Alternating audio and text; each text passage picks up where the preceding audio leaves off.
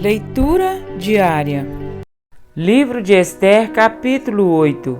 O decreto do rei em favor dos judeus. Naquele mesmo dia, o rei Xerxes deu à rainha Ester todos os bens de Amã, o inimigo dos judeus, e Mardoqueu foi trazido à presença do rei, pois Ester lhe dissera que ele era seu parente. O rei tirou seu anel-selo que havia tomado de Amã e o deu a Mardoqueu, e Ester o nomeou administrador dos bens de Amã. Mas Ester tornou a implorar ao rei, chorando aos seus pés, que revogasse o plano maligno de Amã, o agagita, contra os judeus.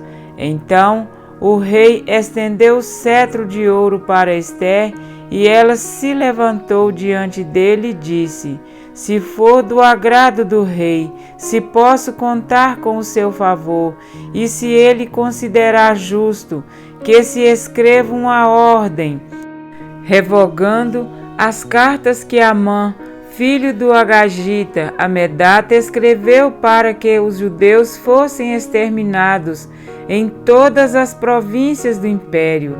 Pois como suportarei ver a desgraça que cairá sobre o meu povo? Como suportarei a destruição da minha própria família? O rei Xerxes respondeu à rainha Ester e ao judeu Mardoqueu: Mandei enforcar Amã e dei os seus bens a Ester, porque ele atentou contra os judeus. Escrevam agora outro decreto em nome do rei, em favor dos judeus, como melhor lhes parecer, e selem com o anel-selo do rei, pois nenhum documento escrito em nome do rei e selado com o seu anel pode ser revogado. Isso aconteceu no 23º dia do 3º mês, o mês de Sivã. Os secretários do rei foram imediatamente convocados e escreveram todas as ordens de Mardoqueu aos judeus, aos sátrapas, aos governadores e aos nobres das 127 províncias que se estendiam da Índia até a Etiópia, e na escrita de cada província e de cada povo, e também na língua e na escrita dos judeus. Mardoqueu escreveu em nome do rei Xerxes, selou as cartas com o anel-selo do rei e as enviou por meio de mensageiros montados em cavalos velozes das estrebarias do próprio rei. O decreto do rei concedia aos judeus de cada cidade o direito de se reunirem e de se protegerem de destruir, matar e aniquilar qualquer força armada de qualquer povo ou província que os ameaçasse, a eles, suas mulheres e seus filhos, e o direito de saquear os bens dos seus inimigos. O decreto entrou em vigor nas províncias do rei Xerxes, no 13º dia do 12º mês, o mês de Adar. Uma cópia do decreto foi publicada como lei em cada província e levada ao conhecimento do povo de cada nação, a fim de que naquele dia os judeus estivessem prontos para vingar-se dos seus inimigos. Os mensageiros, montando cavalos das estrebarias do rei, saíram a galope por causa da ordem do rei. O decreto também foi publicado na cidadela de Suzã. Mardoqueu saiu da presença do rei usando vestes reais em azul e branco, uma grande coroa de ouro e um manto púrpura de linho fino. E a cidadela de Suzã exultava de alegria. Para os judeus foi uma ocasião de felicidade, alegria, júbilo e honra.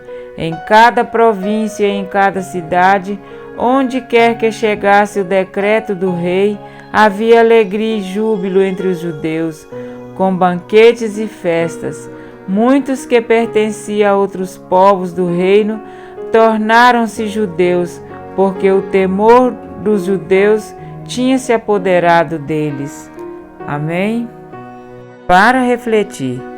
Em atitude de humilhação e com lágrimas, Ester se lançou aos pés do rei a clamar pela vida de seu povo.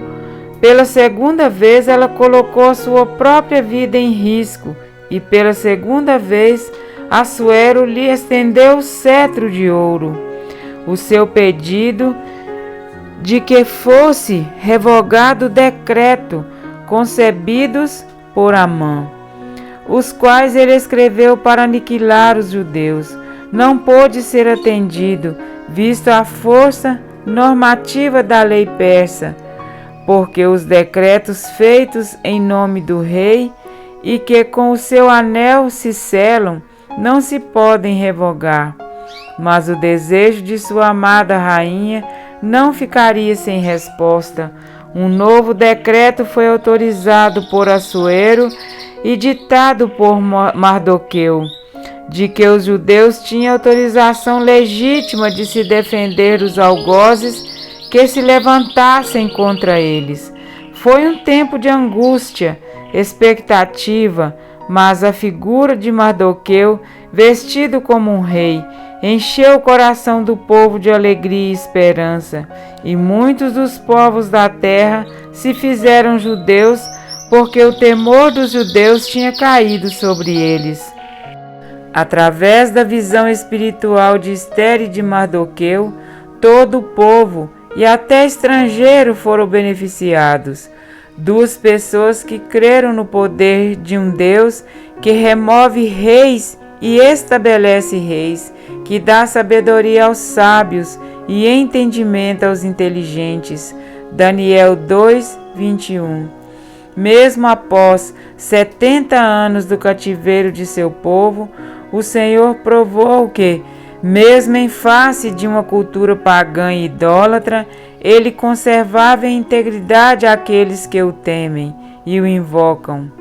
A influência de Ester e Mardoqueu mostrou sua eficácia e alcance através da reação dos judeus e de todos os estrangeiros alcançados pela alegria que só o Senhor pode dar, a força de que necessitavam para enfrentar o temido dia.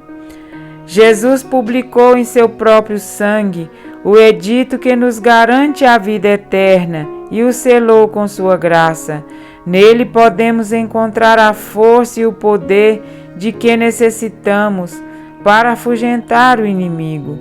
Como um cavalo veloz, o Senhor, incontinente, proclama sua última mensagem de advertência e salvação ao mundo que perece. E ele saiu vencendo para vencer. Apocalipse 6, 2. É tempo de clamor e de entrega. É tempo de estarmos preparados para aquele dia e assim sermos testemunhas de Jesus, para que muitos dos povos da terra se tornem verdadeiros adoradores por causa do temor do Senhor visto em nossa vida.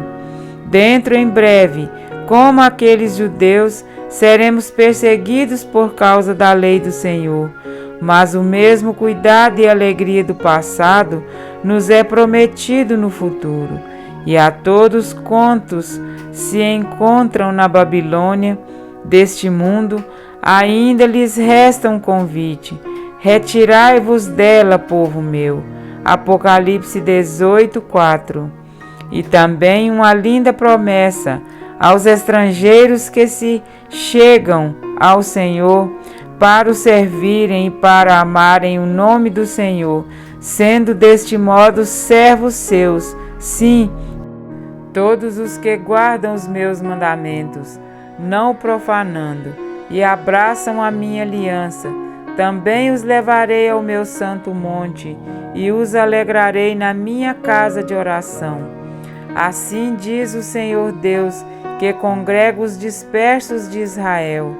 Ainda congregarei outros aos que já se acham reunidos. Isaías 56, 6, 8. Ouvi isto, vós todos os povos, segundo a Crônicas 18, 27. Amém?